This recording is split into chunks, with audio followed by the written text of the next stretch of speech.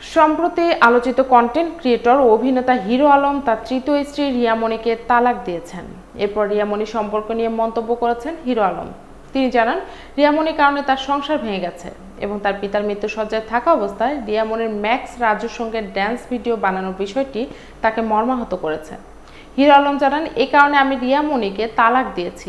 তিনি আরও বলেন, রিয়া মনির কারণে শুধু আমার সংসারই নয়, তার কারণে অন্যদের সংসারও ভেঙেছে, যেমন ম্যাক্স রাজুর স্ত্রীর সংসার।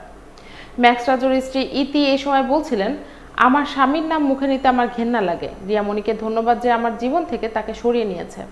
উল্লেখযোগ্য, হিরো আলমের প্রথম স্ত্রী সাদিয়া বেগম সুমি ও দ্বিতীয় স্ত্রী মডেল নুসরাত জাহান তাকে ডিভোর্স দেন। 2010 সালে তার প্রথম বিয়ে হয়। তার পরপর দুটি মেয়ে এবং একটি ছেলে সন্তান রয়েছে।